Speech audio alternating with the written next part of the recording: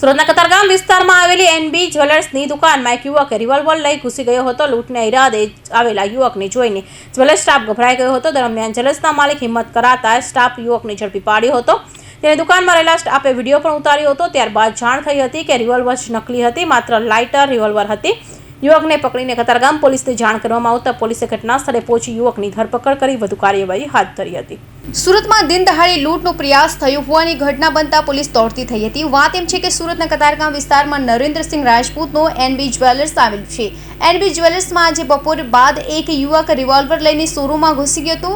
યુવકના હાથમાં રિવોલ્વર જોઈને મહિલા સ્ટાફમાં ડરનો માહોલ છવાઈ ગયો હતો. દરમિયાન જ્વેલર્સના માલિક નરેન્દ્રસિંહે હિંમત કરીને રિવોલ્વર લઈને આવેલા યુવકનો હિંમતભેર સામનો કર્યો હતો, જેની સ્ટાફે પણ મદદ કરી હતી, જેથી રિવોલ્વર લઈને આવેલ યુવકને પકડી પાડવામાં સફળતા મળી હતી.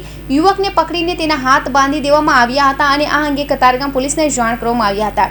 ઘટનાની જાણ થતાં કતારગામ પોલીસનો કાફલો પણ દોડી ગયો હતો.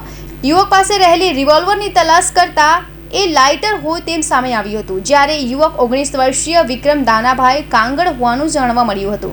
હાલ કતારગામ પોલીસે યુવકની ધરપકડ કરી કાર્યવાહી હાથ ધરી હતી. વધુમાં પોલીસ તપાસમાં સામે આવ્યું હતું કે આરોપી વિક્રમ પહેલા દૂધની ફેરી મારવાનું કામ કરતો હતો, જ્યારે છેલ્લા 5 મહિનાથી તે વતન સાવરકુંડલા ખાતે જતો રહ્યો હતો. હાલ વિક્રમ બેકાર છે ને કોઈ કામ ધંધો કરતો નથી. સુરતમાં તે તેના મામાના દીકરા સાથે રહે છે. જ્વેલર્સની નજીકમાં જ રહેતો હોવાથી 2 દિવસ પહેલા તેણે જ્વેલર્સના શોરૂમ પર જઈને એક સોનાનો હાર બુક કરાવ્યો હતો, જેની આજે તે ડિલિવરી લેવા પહોંચ્યો હતો અને તેના રૂપિયા ન આપવા પડે તે માટે તેણે આ કારસ્તાન કર્યું હોવાની શક્યતા છે. નામ કઈ જગ્યાએ? મારું નામ નરેન્દ્ર રાજપૂત છે. મારું એનબી જ્વેલર્સ સોનાની ચાંદીની દુકાન છે, બાપા સીતારામ ચોકડી પાસે આવી ને આજે બપોરે 2:30 વાગે મારે ત્યાં એક ચોર આવ્યો 3 તોલાનું સેટ જોવા માટે. મારા સ્ટાફે એને સેટ બતાવ્યું, પછી બધું બિલ બની ગયું. છેલ્લે એને બેગમાંથી ગન કાઢીને બતાવી કે જે બી માલ છે બધું એની અંદર મૂકી દો. પછી અમારા સ્ટાફે ને અમે લોકો એને પકડી પાડ્યું. એ ભાગવાનું કોશિશ કરી, પછી અમે પકડી પાડ્યું ને પોલીસને ફોન કરી અમે પોલીસ આવીને એને લઈ જઈએ. કેટલા વાગ્યા ઘટના બની હતી? એ લગભગ 2:30 થી 3 વચ્ચે છે. શું વાતચીત કરતો હતો શોરૂમમાં આવ્યો? એ આવીને એમ કે મારે સેટ જોઈએ છે ને 3 તોલાનું એને સેટ પસંદ કર્યું. સેટની કિંમત 3,30,000 થાય છે. પછી એને કીધું કે ભાઈ આ ફાઇનલ છે, અમારું બિલ બનાવી દો. મારા સ્ટાફે બિલ બનાવીને એને આપ્યું.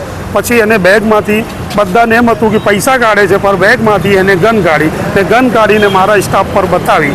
પછી મારે ત્યાં પેલા વોચમેન કાકા છે એમને જે છે ને થોડુંક પૂરતી બતાવીને એને ઝડપીને પકડી લીધું ને પકડીને પછી પોલીસને બોલાવીને આપી દીધું.